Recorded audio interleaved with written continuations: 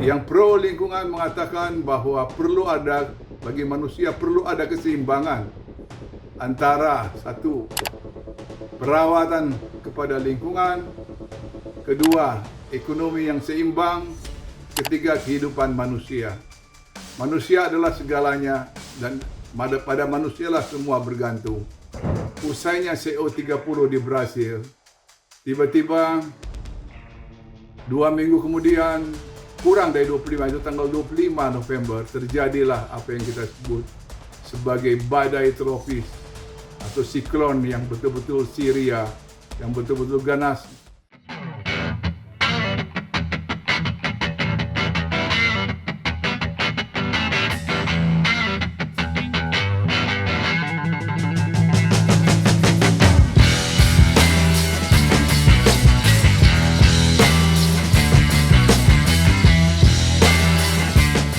Halo Logikers, selamat bertemu kembali. Kali ini kita tetap membahas tentang lingkungan hidup, apa yang terjadi di Sumatera belakangan ini. Sungguh miris bagi kita, penuh duka cita bagi meninggalnya lebih dari 1.000 orang dan 500.000 orang yang mengungsi. Dan hal ini tidak lepas dari situasi lingkungan hidup yang betul-betul kali ini membawa bencana bagi kita. Sebelumnya pernah ada pesan dari Paus Fransiskus ketika berkunjung ke Indonesia bahwa bumi sedang jatuh ke dalam kehancuran. Demikian juga pesannya kepada Indonesia bahwa harus bersiap-siap menghadapi apa yang disebut dengan perubahan iklim, krisis air, apa yang disebut dengan lingkungan yang semakin mencekam bagi Indonesia. Dan ini tidak terlepas daripada pertama, bahwa memang keadaan kita secara geografi walaupun indah, tetapi di balik keindahan itu nampak banyak kelemahan. Adanya tanah genting, adanya hujan, badai, semua ini membawa situasi yang betul-betul mencekam yang terjadi di Pulau Sumatera. Namun peringatan dari Paus nampaknya belum diantisipasi oleh kita, dan amanah yang sangat luar biasa itu kita betul-betul teringat.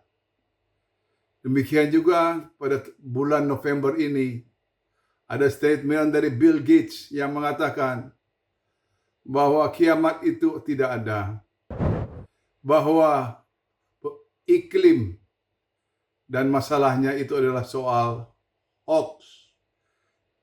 Tidak benar bahwa iklim itu tidak akan terganggu. Yang penting kualitas hidup daripada manusia.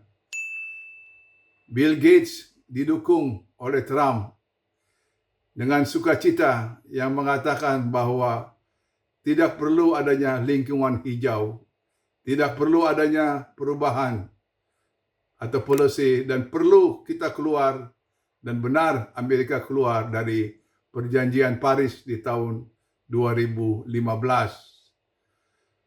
Dan ini menjelaskan bahwa ada dua pandangan, satu yang pro lingkungan, yang kedua adalah yang anti lingkungan hidup. Yang pro lingkungan mengatakan bahwa bagi manusia perlu ada keseimbangan antara satu, perawatan kepada lingkungan, kedua, ekonomi yang seimbang, ketiga, kehidupan manusia. Manusia adalah segalanya dan pada manusialah semua bergantung. Dan manusia dan alam adalah benar-benar bersatu. Dan bahwa bumi ini adalah rumah kita bersama seperti yang diterangkan oleh Paus Fransiskus almarhum. Namun di lain pihak ada yang anti oleh gerakan lingkungan hidup, termasuk Presiden Amerika Serikat Trump dan Bill Gates yang tiba-tiba menentang, dan pada kenyataan adalah dalam rangka mengcounter gerakan CO30 di Brasil, di mana akan diselenggarakannya pada saat itu adalah bulan November awal, diselenggarakannya sidang di mana pelestarian kehidupan bumi. Dan ini menjelaskan juga bahwa apa yang terjadi di Brasil sudah sebelumnya diantisipasi oleh kaum yang anti lingkungan hidup. Namun ke depan kita tahu bahwa kehidupan semakin berat bagi bumi, bahwa kehidupan manusia juga yang semakin banyak juga memberatkan isi bumi. Kenapa? Karena adanya ketidakteraturan, adanya hal-hal yang melanggar hukum, adanya ketidaksambungan daripada peristiwa ekonomi dan perang yang menyebabkan kehancuran alam, yang menghancurkan bumi. Dan sekali lagi bahwa bumi itu adalah rumah kita bersama. Nah, namun dua pandangan yang berbeda ini sungguh mengejutkan. Dan memang di Brasil ada disebut sebagai diplomasi hijau, di mana kita juga Indonesia menyumbang sebesar $1 miliar sebagai partisipasi untuk adanya kehidupan yang lebih baik bagi lingkungan hidup. Namun, pertengahan November ketika usainya CO30 di Brasil, tiba-tiba 2 minggu kemudian, kurang dari 25, itu tanggal 25 November, terjadilah apa yang kita sebut sebagai badai tropis atau siklon yang betul-betul Syria, yang betul-betul ganas dan tak henti-hentinya menghujam dengan kekuatan 500 mili 400 selama 3 hari di Aceh sebagai tanah rencong dan Tapanuli sebagai tapian yang indah, dan Sumatera Barat. Semua ini meredam dan menghancurkan dan bukan menghasilkan hal yang positif, tetapi menghasilkan kayu-kayu ilegal di sungai-sungai dan menghancurkan semua rumah, kendaraan, apapun sepanjang sungai, mulai dari hilir ke hulu dengan kekuatan yang dahsyat. Dan untuk itu kita berduka. Ke depan kita tetap menatap kehidupan yang lebih baik.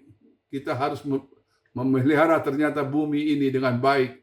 Kita harus mengenal alam kita. Kita harus mendekatkan diri kepada alam dan mengadakan keseimbangan antara kehidupan manusia dengan alam. Jika tidak, yang terjadi adalah krisis.